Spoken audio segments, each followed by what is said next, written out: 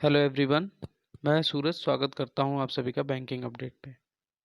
Friends, आज का जो हमारा सेशन है वो है आरआरबी के लिए 30 डेज में स्टडी प्लान। अब आप यहां पर एक बात सुन लीजिए कि इस वीडियो में मैं आपको कोई स्ट्रेटजी या किसी प्रकार के प्लान के बारे में बात नहीं करूंगा। मैं सिर्फ आपको वो चीज़ बताऊंगा जो आपके लिए बेनिफिट रहेगी, और वो है कुछ पॉइंट्स। क्योंकि अगर मैं एक एस्पायरेंट्स के हिसाब से बात करूं, देखिए ऐसा है, अभी तक यूट्यूब पे बहुत से ऐसे वीडियोस हैं जो आ चुके होंगे, how to prepare for RRB PO and clerk in 1 month. बहुत से ऐसे यूट्यूब पे वीडियोस आ चुके हैं। उम्मीद करते हैं कि आप में से कुछ लोगों ने उन वीडियोस को देख भी लिया होगा, पर ये वीडियो आपके लिए स्ट्रेटजी से रिलेटेड नहीं है। और इस वीडियो में मैं किसी भी प्रकार की स्ट्रेटजी, किसी भी प्रकार के स्टडी प्लान के बारे में बात भी नहीं करूँगा। सिर्फ आपके सामने आईना रखूँगा, और आपको अगर पसंद आता है, आप अगर, देखिए, बुरा लगने वाली कुछ बातें बुरा ज़रूर लगाती हैं, पर वो आपके फ्यूचर को बनाती हैं। फ्यूचर आपका बनेगा। तो इस वीडियो में आपको इतना ज़रूर श्योरिटी हो जाएगी कि हाँ, ये पॉइंट्स हमारे लिए कहीं न कहीं बेनिफिशियल हैं और डेफ़िनेट हैं। और अगर आप ईमानदारी से इन पॉइंट्स को फ़ॉलो करेंगे, तो प्री एग्ज़ाम क्वालिफ़ाई करने से आपको कोई नहीं रोक सकता। अब बात करते हैं कुछ हमारे प्यारे एस्पायरेंट्स के बारे में। जब आरआरबी का नोटिफिकेशन आउट हुआ था, तो कुछ एस्पायरेंट्स ऐसे भी थे जिन्होंने ये मतलब सवाल किया था कि सर, अभी तो आरआरबी की डेट ही नहीं मेंशन है, सिर्फ और सिर्फ मंथ मेंशन है, सितंबर टू अक्टूबर। तो अभी तो कुछ कह ही नहीं सकते हैं क्योंकि कोविड की सिचुएशन चल रही है। लेकिन अभी हाल ही में आईबीपीएस ने जो शेड्यूल है वो जारी कर दिया। अब उन्हीं स्टूडेंटों के ऊपर थोड़ा सा कहीं ना कहीं प्रेशर है। क्यों? क्योंकि एटलीस्ट हमारे पास खाली 30 डेज ही बचे हैं, तो हमको इस 30 डेज में प्रिपेयर करना है। और उन्हीं के बराबर में एक वही बंदा है जो पिछले 1 से 2 महीनों से प्रिपेयर करता हुआ आ रहा है। तो अगर एक एक मतलब मोटी मोटी बात रखूं मैं, तो वो बंदा आपसे 40 से 50% कहीं ना कहीं आगे है, और आप उससे 40 से 50% कहीं ना कहीं पीछे भी हो। तो पहले तो आप इस बात को गांठ बांध के डाल लो। और आपको अगर अगर आपको कंपटीशन में फाइट करना है, प्री क्वालिफाई करना है, तो सबसे पहले आपको गट्स लगाने होंगे और उस बंदे के बराबर पहुंचना होगा। और फिर मैं एक बात ये कह रहा हूँ कि ये वीडियो, अगर आप हार्ड वर्क करने की आपके अंदर क्षमता है, कड़ी मेहनत करने की क्षमता है, फोकस आप अगर रखते हैं और डेडिकेट होकर अगर आप करेंगे कोई भी काम, तो डेफिनेट आपका प्री क्वालिफाई होगा। इस बात की श्योरिटी मैं देता हूँ आपको। बस आपको अपनी ईमानदारी, पढ़ाई में जो है ईमानदारी रखनी ही पड़ेगी। ओके, तो उम्मीद करता हूँ आपको मेरी बातें अभी तक समझ में आई होंगी। और अब मैं पॉइंट्स के विषय में बात करता हूँ। वीडियो को बिल्कुल पूरा ज़रूर देखिएगा लास्ट दिन तक, क्योंकि आपके लिए एक एक पॉइंट बहुत इम्पॉर्टेंट है, बहुत ही ज़्यादा इम्पॉर्टेंट है। ठीक है? और सबसे अहम बात क्या है कि प्री एग्ज़ामिनेशन है, और प्री एग्ज़ामिनेशन में हमको पीएचडी नहीं करना है। हमको सिर्फ़ और सिर्फ प्री क्वालिफ़ाई करना है, पीएचडी नहीं करना है हमको। एक बंदा वो है जो पिछले 2 महीनों से प्रिपेयर करता हुआ आ रहा है, और वो अगर 70 प्लस मार्क्स लेके आ जाता है एग्ज़ाम में, और एटलीस्ट अगर आप कट ऑफ से मात्र 1 से 2 नंबर भी अगर आप लेके पास हो जाते हो, तो आप और वो मेंस में दोनों लोग अपीयर हो गए। यहाँ पर कोई रैंकिंग का हिसाब किताब नहीं हुआ कि आप यहाँ ना आपके नंबर जोड़े जाएँगे। तो आप ये सब तो पहले नंबर पे छोड़ दो बातें। हाँ, 30 डेज़ हैं, कहीं न कहीं आपको एफ़र्ट ज़्यादा लगाना पड़ेगा। अगर बंदा 5 घंटे पढ़ रहा है, जो आपसे पहले थोड़ा टाइम से प्रिपेयर कर रहा है, तो कहीं ना कहीं आपको 7 से 8 घंटे तो पढ़ना ही पड़ेगा अगर उसके बराबर पहुंचना है तो। ओके फ्रेंड्स, तो सबसे पहले नंबर पे हम लोग पहले पॉइंट की बात करते हैं। जो हमारा पहला पॉइंट है वो है mock test analysis and memory based paper. अब यहाँ पर बहुत से लोग कहेंगे, यार ये क्या बता रहे हो? तो पहले आप पूरे पॉइंट के बारे में पूरा एक्सप्लेनेशन सुन लो, उसके बाद आप आगे देखना। मॉक टेस्ट की अगर हम लोग बात करें, अब आप खुद जानते हैं अच्छी तरीके से कि हमारे पास जो है 30 डेज बचे हुए हैं। ठीक है? अब बहुत से ऐसे महान भाव होंगे जिन्होंने अभी भी मॉक को देना नहीं स्टार्ट किया होगा। लेकिन आपको मैं एक चीज़ बता दूं कि जो सबसे बड़ी बीमारी है उसका रामबाण इलाज होता ही है ना, तो वैसे ही आपके लिए जो बीमारी है उसका रामबाण इलाज आपके लिए मॉक टेस्ट ही है। अगर आपने अभी भी मॉक नहीं देना स्टार्ट किया है तो कहीं ना कहीं आप फाइट नहीं कर पाओगे, आप प्री नहीं क्वालिफाई कर पाओगे। मैं सीधे कह रहा हूँ आपसे, अगर आपने अब भी नहीं स्टार्ट किया है तो इसीलिए आप स्टार्ट करो, आज ही से स्टार्ट करो। अब मॉक के बारे में अगर बात कर लेते हैं तो एटलीस्ट आपके पास पीओ और क्लर्क के मिला के 40 मार्क्स तक तो होंगे, उम्मीद मैं यही करता हूँ। अब इन 14 मार्क्स को देना कैसे, पहले आप ये चीज़ समझ लीजिए।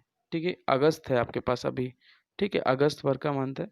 तो आप अगस्त में क्या करिए, अल्टरनेट डेज पर मॉक दे लीजिए। मतलब आज आप पीओ का दे दीजिए, कल आप क्लर्क का दे दीजिए, ठीक है, उसके बाद फिर आप पीओ का दीजिए और उसके बाद क्लर्क का दीजिए। ऐसे जब आप चलेंगे तो कहीं ना कहीं आपके लिए बेनिफिट रहेगा।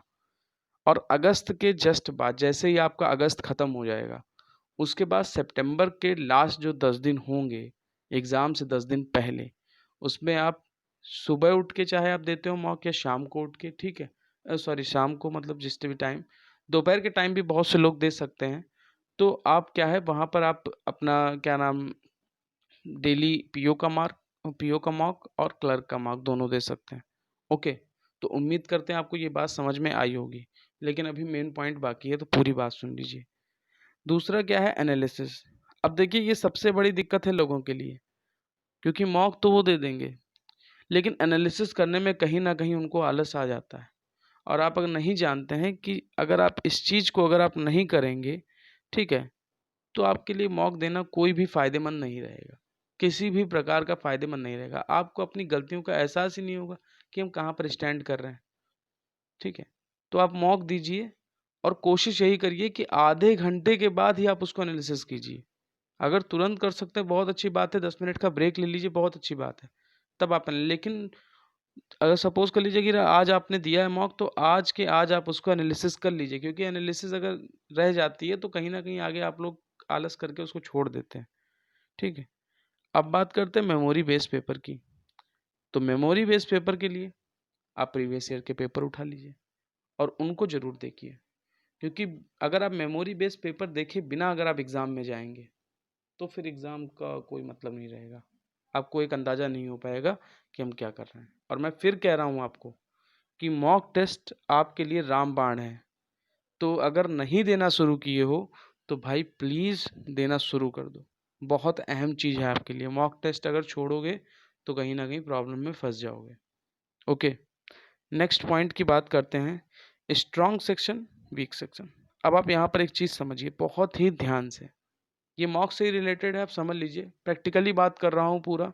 जो जो आप करेंगे वही है। ईमानदारी अगर आप दिखाएँगे इस चीज़ों में तो डेफ़िनेट आप प्री क्वालीफाई करेंगे। 65 प्लस तक स्कोर करेंगे, इस बात की गारंटी मैं आपको देता हूँ। अब यहाँ पर बात करते हैं स्ट्रॉन्गेस्ट सेक्शन की और वीक सेक्शन की। अब देखिए फ्रेंड्स, ऐसा आपके पास बचे हैं 30 डेज़, ठीक? अब इन 30 डेज़ में तो आप ये तो तय नहीं, अब आप मतलब आपके पास, आप खुद ही जानते हैं कि उतना तो मेरे पास टाइम बचा नहीं है कि यार मैं 6 से 7 मार्क्स दूंगा तब मैं पता करूंगा कि मेरा कितना सेक्शन कौन सा वीक है। नहीं, आपके पास टाइम है। तो आप एक काम कर सकते हो, आप एटलीस्ट 2 से 3 मॉक स्टार्टिंग में दो, जब भी आप मतलब प्रिपेयर कर रहे हो, ठीक है। और उसी के दौरान आप ये पता कर लो कि आपका सेक्शन कौन सा मजबूत है, रीजनिंग पे कमांड है या क्वांट पे कमांड है। क्योंकि ये आपको पता करना पड़ेगा, क्योंकि आप जानते हो आपके पास टाइम कम है, लेकिन तो आपको ये काम करना ही पड़ेगा। क्योंकि मैंने आपको लास्ट प्रीवियस वीडियो में बताए थे अपने कि अगर एग्ज़ाम में 10,000 स्टूडेंट बैठ रहा है तो 10,000 स्टूडेंटों की अलग स्ट्रेटजी होती है, ठीक है। आपने यूट्यूब पे देख लिया होगा, बहुत से लोगों ने अपनी अपनी स्ट्रेटजी बताई होगी। बहुत से ऐसे होते हैं जो फॉलो करते हैं, लेकिन बहुत से ऐसे स्टूडेंट होते हैं जो अपनी अपनी स्ट्रेटजी बताते हैं। मैं आपको अगर अभी स्ट्रेटजी बता भी देता हूँ तो उसका कोई मतलब नहीं होगा ना, क्योंकि मुझको क्या मालूम है कि आपका सेक्शन कौन सा मजबूत है, रीजनिंग मजबूत है या क्वांट मजबूत है, ये तो मुझे नहीं मालूम है। तो कहीं ना कहीं तो मैं इसमें आपको आपकी हेल्प नहीं कर सकता हूँ। लेकिन आपको तो मालूम है ना कि मैं कहाँ स्टैंड कर रहा हूँ, कहाँ पर मैं खड़ा हुआ हूँ। तो आप इसी चीज़ से आप अपनी प्रिपरेशन को, अपनी स्ट्रेटजी को हिसाब किताब बना सकते हैं अच्छे तरीके से। तो रीजनिंग की अगर बात करें, अगर सपोज कर लीजिए आपका रीजनिंग सेक्शन अच्छा है, आपने पहले और दो दो मॉक दिए स्टार्टिंग में, आपने देखा कि हमारा 25 प्लस स्कोर अगर आ रहा है, ठीक है, तो आप रीजनिंग में अपना एफर्ट अच्छी तरीके से लगा दो। अच्छा, क्योंकि जो स्ट्रांग होगा उसको आप और स्ट्रांग करो, और जो वीक है एटलीस्ट उसको आप स्ट्रांग करने की कोशिश करो, क्योंकि उसमें आप फिर टाइम दो। बहुत से लोग ऐसे होते हैं जिनकी क्वांट अच्छी होती है, रीजनिंग नहीं अच्छी होती है। बहुत से ऐसे होते हैं जिनकी रीजनिंग सेक्शन बहुत अच्छा होता है और क्वांट सेक्शन उतना अच्छा नहीं होता है। तो आपको खुद ही यहाँ से अंदाज़ा लग जाएगा, और वहाँ से आप आराम से आप जो है इस चीज़ को कर सकते हो। ओके, उम्मीद करते हैं ये पॉइंट आपको समझ में आया होगा। तो आप अपने वीक सेक्शन और स्ट्रांग सेक्शन को जानो और उस पर मेहनत करो, ठीक है। क्योंकि जो आपका स्ट्रांग सेक्शन होगा तो कहीं ना कहीं आप देखिए, 1 मंथ है, कोई प्रॉब्लम की बात नहीं है, डिमोटिवेट होने की बिल्कुल भी ज़रूरत नहीं है।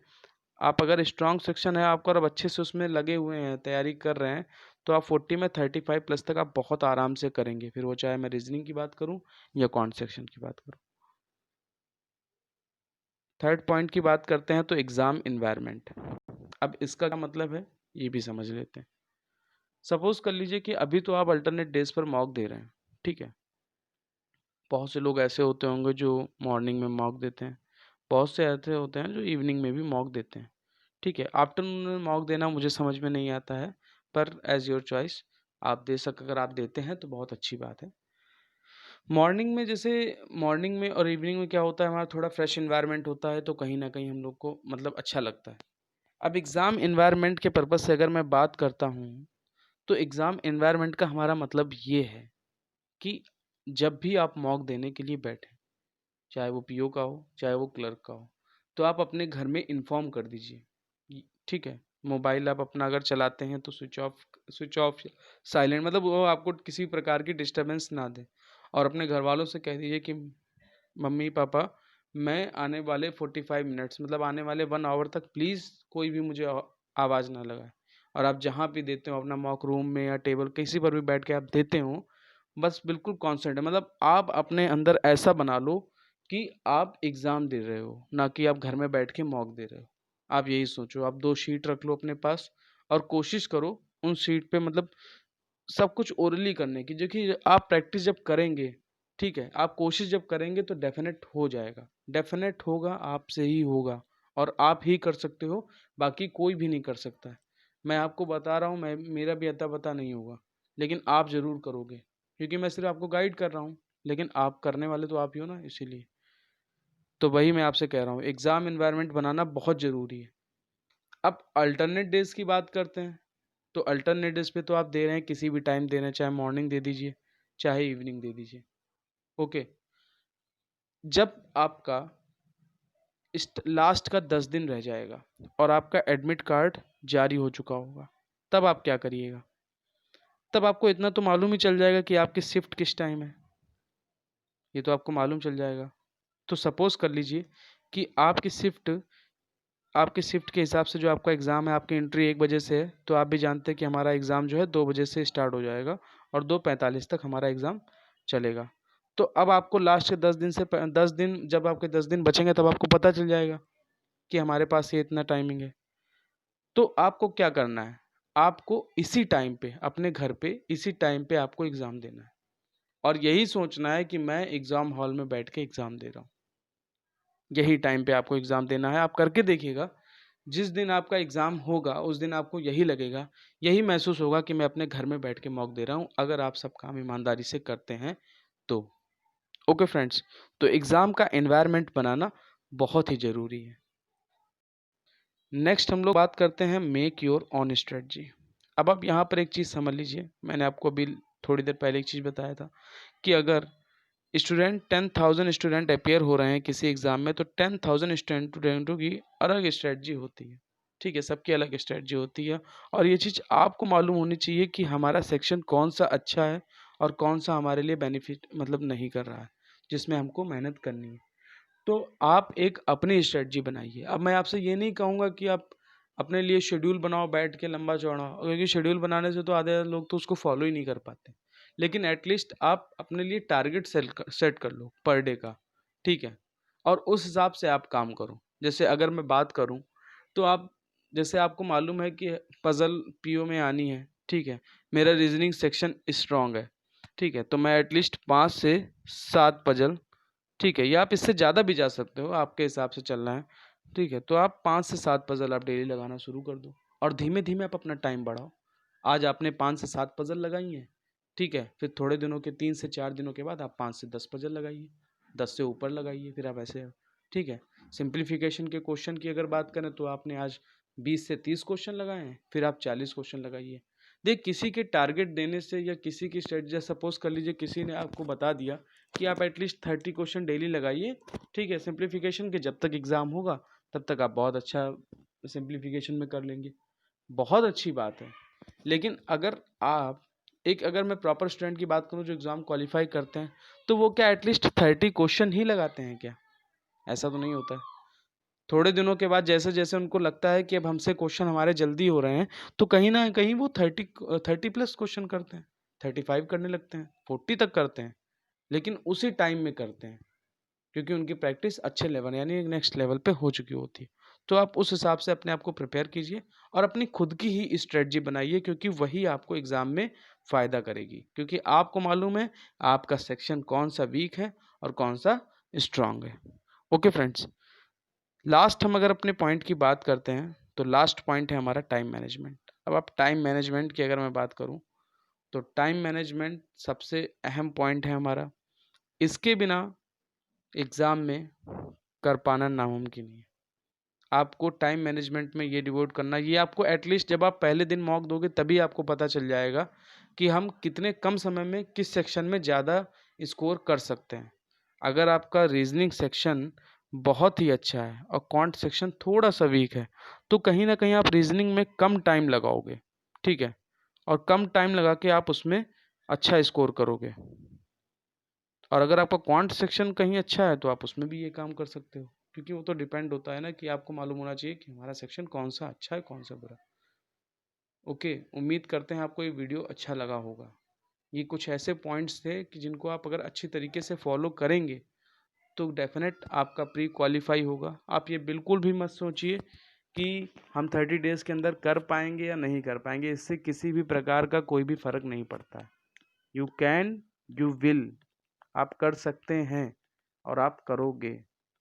आप अपने मन में बस ये बात सोच के चलो, पॉजिटिविटी रखो। जो भी आपको डिमोटिवेट कर रहा है या निगेटिविटी फैला रहा है, प्लीज़ कृपया करके उनसे दूरी बना लीजिए, क्योंकि आने वाले 30 डेज़ तक आपको ज़्यादा ध्यान इन सब चीज़ों पे तो एटलीस्ट नहीं देना है। और देखिए 30 डेज़ बचे हैं, तो कोशिश आप यही करिए कि आप इधर उधर की जगहों पर टाइम को स्पेंड ना करें। आप एक अपने मतलब टाइम पे फोकस, मतलब आप एक अपनी प्रिपरेशन पे ही फोकस रखिए।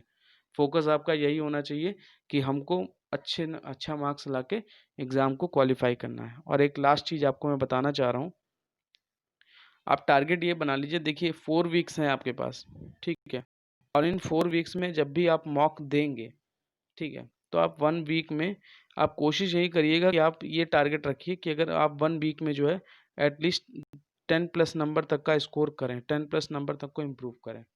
और मैं ये उनके लिए बात कर रहा हूँ जिनके करंट टाइम मॉक में 25 टू 30 मार्क्स आ रहे हैं। मैं इतना आपको फिर से बता रहा हूँ, जिनके 25 टू 30 मार्क्स आ रहे हैं वो एटलीस्ट यही, जैसे अब सपोज़ कर लीजिए आज से आपने मॉक देना स्टार्ट किया है, तो आने वाले हफ्ते तक आप अपने आप को इतनी बेहतर तरीके से इम्प्रूवमेंट दीजिए कि आप जितने ही मॉक लगाएं, हफ्ते भर के बाद जब आप मॉक लगाएंगे तो एटलीस्ट आपके 10 नंबर इंक्रीज़ होने चाहिए, ठीक है, हफ्ते भर के अंदर आप 10 नंबर इंक्रीज़ कर लें।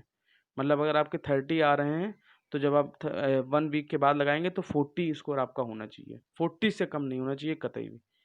तो आप टारगेट वीकली बनाइए, ठीक है, मॉक का मैं बता रहा हूँ, बाकी तो आप डेली के बनाना चाहें डेली के बनाइए, चाहे वीक का बनाना चाहें वीक के बना सकते हैं। ओके फ्रेंड्स, तो हम लोग मिलते हैं नेक्स्ट वीडियो में। अगर आपको ये वीडियो अच्छा लगा हो तो आप इस वीडियो को लाइक ज़रूर करिएगा। अगर आप हमारे चैनल पर नए हैं तो प्लीज़ चैनल को सब्सक्राइब करिएगा। और किसी भी प्रकार की कोई भी क्वेरी है तो आप हमें कमेंट सेक्शन में ज़रूर बताइएगा। टेलीग्राम चैनल अगर आप हमारा ज्वाइन करते हैं तो टेलीग्राम पे जाके बैंकिंग अपडेट वाईटी सर्च करिएगा, वहाँ से आपको बैंकिंग अपडेट पे हमको ज्वाइन कर सकते हैं। वहाँ पे पर भी आप हमको पर्सनल मैसेज कर सकते हैं और कमेंट सेक्शन में भी आप अपनी क्वेरी पूछ सकते हैं। तो मिलते हैं हम लोग नेक्स्ट वीडियो में। उम्मीद करते हैं आपको ये वीडियो पसंद आया होगा। ध्यान रखिएगा अपना अच्छे तरीके से और पूरा फोकस रखिएगा स्टडी पे। Okay, thank you, have a nice day, खुश रहिए, स्वस्थ रहिए, ऑल द बेस्ट।